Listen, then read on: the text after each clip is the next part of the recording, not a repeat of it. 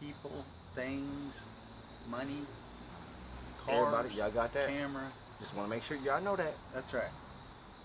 Independence versus relationship. Okay, so this is an axis of ourself versus how we relate out into the world. And in order to master that, you have to master yourself first. And mastering ourself involves our self-worth, how we communicate, our roots, how we play and create, and then our work and daily habits. Once we have those mastered, then we can relate to others out in the world. So that leads us to the next phase, which is what do we attract? What do we attach ourselves to? And the axis of that is then what do we have to let go of to transform? We talked about death, the endings of relationships. So that's detachment. So our self-worth is what we value. That is what we attach our worth. The things that we love and we value and appreciate. And then the things that we don't value or don't value anymore, these are the things we detach from or we let go. And once we've mastered that, then we can go to the axis of speaking, communication, and then balance that with learning our philosophy, our higher minds, foreign ideas, seeing the world. So it's speaking versus listening. So this is a way we master our reality. And then the next axis of being is who we are personally. What shaped us? The people, our roots, our structures, our families, where we came from, our culture, our skin color, our hair color, our eye colors. These are all the roots of our being. And the opposite end of this axis is who we are out in the world, our careers, what we do, how we go, put our big personality out there in the world and achieve the things we want to achieve, careers. So the next axis after that is when we play and gamble and create, we create children, we create games to play. This is one of the major reasons we're here, is to have fun, have love, beauty, harmony, create. And then this allows us to see the opposite end of the spectrum, which is divine intervention. Divinity gives us hope, right? Divinity, we want to make wishes, like wish upon a star. We want to toss a coin into the well, the spring well of life, to give us a wish. So we do know that things can happen for us if we believe, if we have belief in these things. And then the final axis is about all of our daily efforts, our work, our daily life, how we show up every day, our work habits, our health habits, taking care of ourselves, our mental health. Is that effort and Effort. surrender, or effort versus surrender? It's effort versus surrender. So when we work on our daily self every day, this is us living in the 3D reality. So the opposite end of that is when we live in a bliss state, or we live in a religious state, or a state of ecstasy can be brought on by drugs. Okay, so you by brought on, dancing, people, it's blissful. It's living in your higher mind. you mentioned blissful state. Sure. We talked about this, I think it was 2 weeks ago. It was 2 weeks ago. And we were talking about Pluto and Neptune. Sure. And one planet's for the underworld, the other one is the land of fantasy. Right. So Neptune is. So how did Neptune play on the people?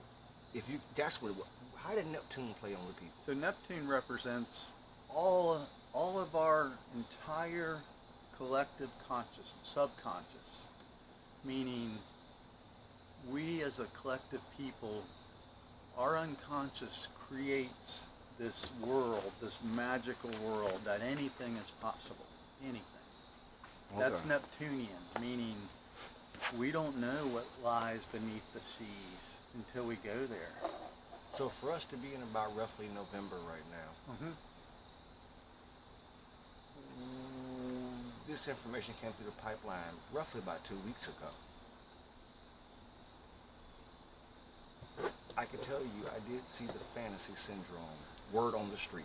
So we are, what's crazy, Neptune, where it is in the sky, happened during the witch trials, when they were burning witches, witch hunts, fraudulent activity, falsehoods, you know, scared of the feminine knowledge.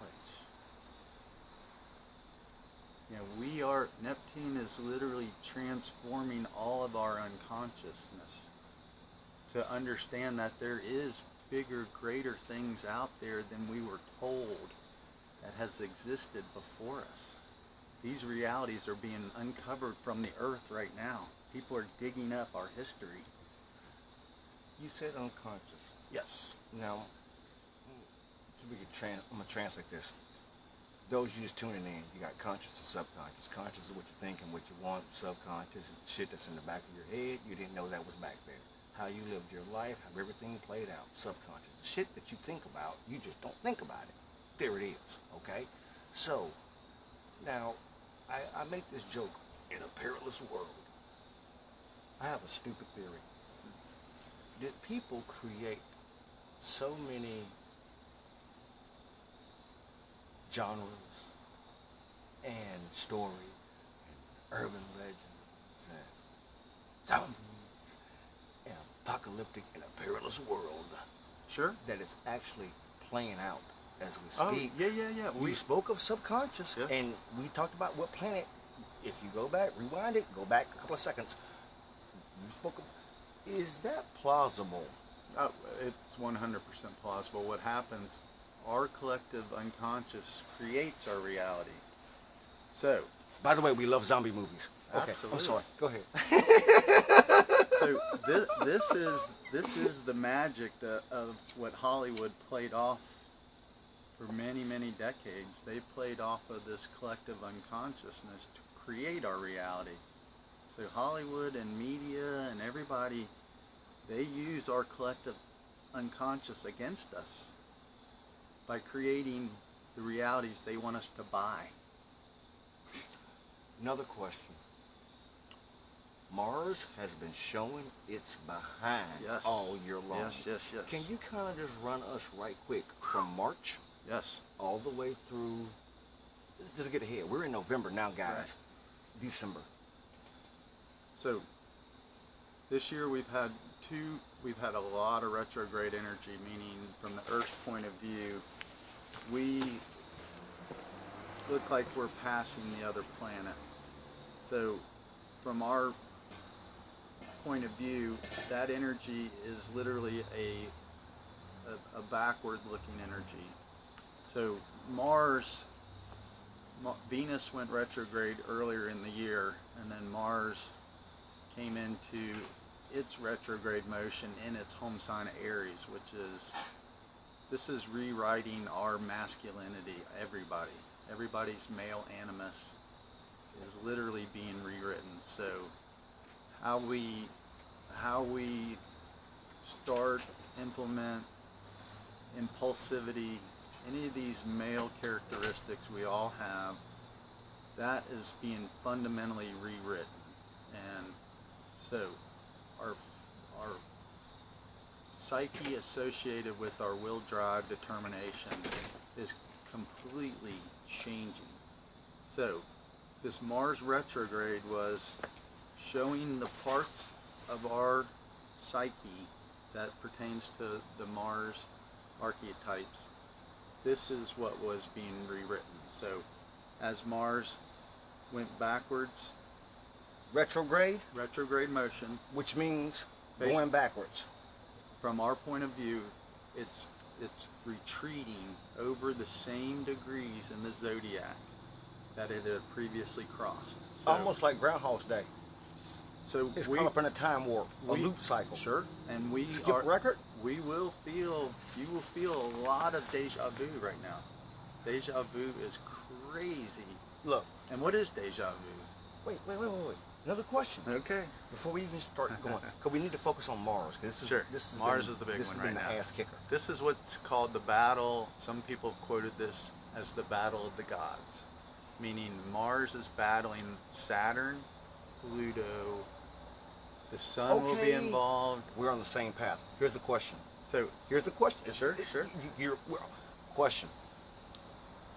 Mars have had a pissing contest with Venus yes, and, for those of you that believe it, but it exists, Ophiuchus. That's the snake bearer.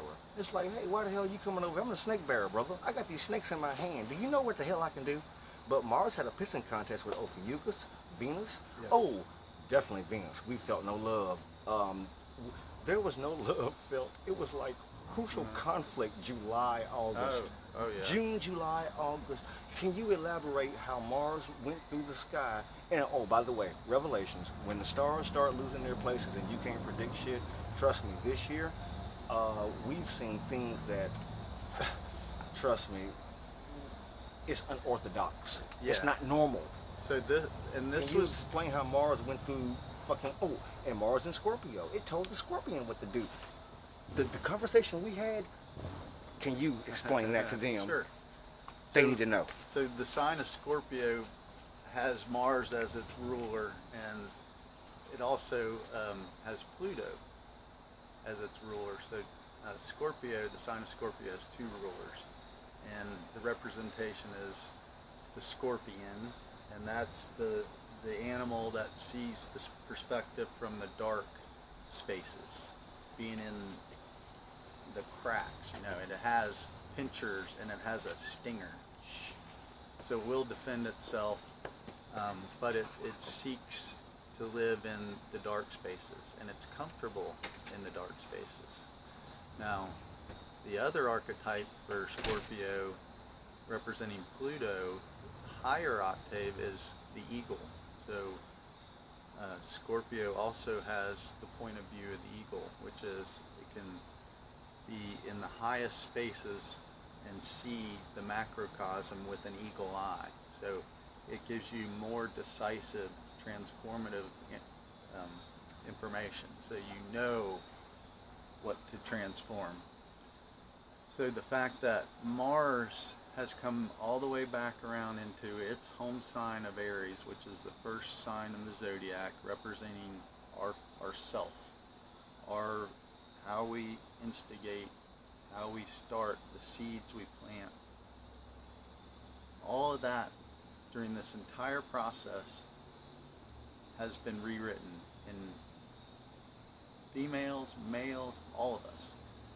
So there has been an entire rewrite of relationships and how we relate through this masculine energy. So instead of the old destructive, bottled up, tense energy, we can now express our energy through grounding techniques such as yoga, such as creative sexual unions, not power sexual unions. These are when we get together and create joy and happiness through these unions, but not taking each other's power. So that's being rewritten. This will be the new Mars. And Venus went through its retrograde earlier in the year. So Yes, it did. so we have been so beat up over the last 2.5 years of our psyche going through this immense transformation. Another question. This is important. There was a battle royale in the sky. Yes. I remember we have extensive conversations. Jupiter, Saturn, Mars. We're gonna, between July and maybe October, can you tell us what was happening? So They've been basically, clowning. so if you look right now, we can see Mars in the sky right here, and Jupiter and Saturn are over here, it's almost a 90-degree angle. So it's called a square. Can you show them the hand trick like you showed me with the look over here facing south? Yeah, so thing? we would look at Mars as in this direction, and then Saturn, Pluto, and Jupiter are over here. So that's a 90-degree angle. And that energy creates a conflict that we have to overcome, a challenge.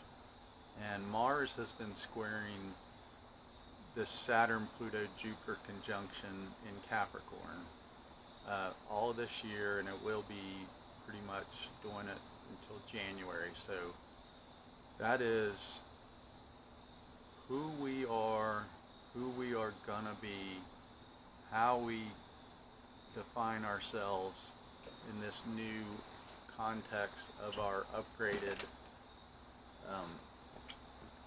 masculine consciousness, because we have to evolve that part of ourselves to go into this new feminine energy coming. So the divine masculine has to be receptive to this new divine feminine energy coming. So that is what this whole 6 months has been about. Transforming the old masculine Mars energy so that we can evolve. Next question. The moon that we had, Halloween.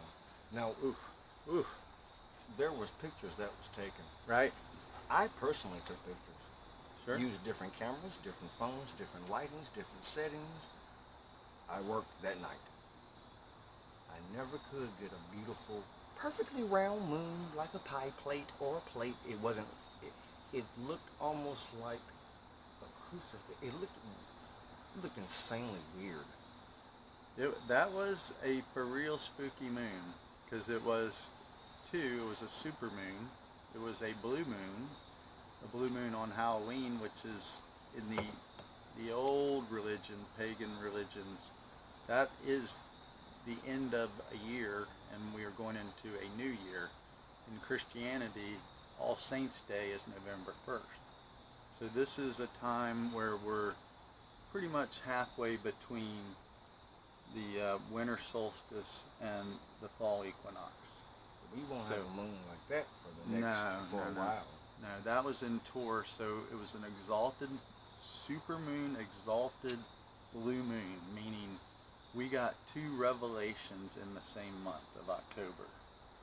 So the things that were revealed to us was the things that we need to let go of to evolve our consciousness and allow this fresh new energy in that's going to literally rocket ship us into this new future. And the future, this collective future that's being created, there's 2 potentials happening. You'll hear of the Earth splitting into two consciousnesses. One will be the 3D. People will be stuck in the 3D material reality where they have to buy things from a company store, and they can only live in a company, apartment building, and they have to have the company insurance, and they can only use the company health care. Or we can all realize that Mother Nature has given us everything we need to heal ourselves, to live in joy and harmony with our environment, with people, as we evolve. So we are going through a great awakening, and when Jupiter and Saturn conjunct on December 21st, the winter solstice, we will see this awakening of our heart consciousness, basically our Christ consciousness, Christ meaning light. We will see this light of the new age, a golden age, where we all will value knowledge above power. So that's what's coming. This is what we're all being prepared for. Wow. Yes. So if I had to tell you a theme from the last 35 years, think of Madonna. Madonna was a material girl living in a material world. '80s, the age of excess, big time. So we are leaving that world behind. We are going to be an intellectual guy living in an intellectual world, or an intellectual girl living in an intellectual world. How about an intellectual woman living in an, cause people like Girl, boys and woman, girls. well, I mean, No, those are you're all the- labels. give So me girl. Well, okay. whatever you're Labels. comfortable with. Labels. Let's talk about labels. Yeah, labels. So this is stuff that will dissolve too, Okay, so because here's that's ego identities. labels. Let's Yes. talk about labels. Yes. So, material girl. Mhm. Look, girl power, boy power. First of all, you're not a hot boy. You're a grown ass man. You ain't a girl. You grown. What's a label? Well, are you 2 years old? Nope, that's a label.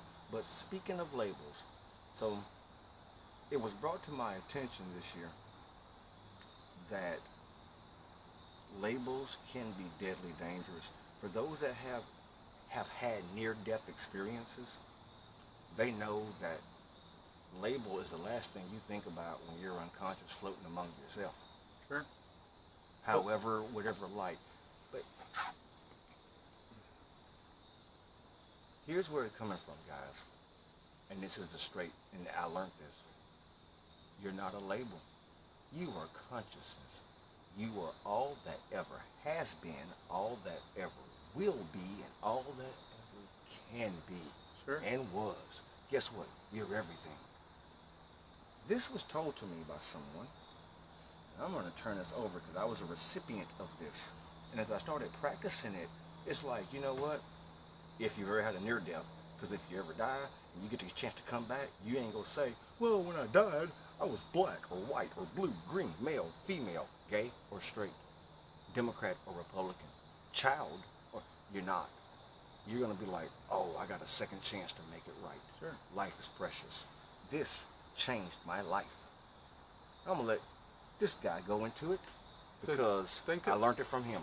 Think of a label as a small bubble that somebody created for you. So, do you want to live in that bubble, inside that circle? The answer is hell no. They created that for you. You can create your own bubble. And this is how we create. We draw a circle. What do you want in that circle, inside of that circle? Who do you want inside that circle? What experiences do you want inside that circle? This is where we're evolving to, is creating our circles, our bubbles. We don't need labels. And that's the power we will have in the future. So this is, we can dismiss labels as false projections, false bubbles that somebody else is trying to steal your power and put you inside of their bubble creation, meaning you're imprisoned. You're enslaved to their reality. So we can create a collective bubble as well, meaning we're all going to go into the future knowing that we can do this creation and all be individuals, not tied to some communistic social, bubble that is really not inclusive at all. It's depressing. So, Carlos, any other questions? No, I mean, there's a million. If you guys, there's a million, but it's, we're running out of battery power now. That means we got to run cables, and it's nighttime. Yeah, I think we're gonna wrap it up for this go round. But yeah, if but- you have anybody that has questions, make sure they ask. And I give this information out freely because that's what I create. I do this to create, knowledge for others to grasp. Quick I'm not- question. Yes. Why the hell is everybody wigging out? Go for it. That's the fear. That's their fear being triggered, and that's this entire evolutionary process, is for us to realize that fear is simply a chemical reaction created inside of our body by our mind. So our mind triggers this chemical flow, and once we recognize that it is a chemical process, then it's really nothing to fear, because you know, the greats said it before. You have nothing to fear but fear itself. I walked through the valley of the shadow of death.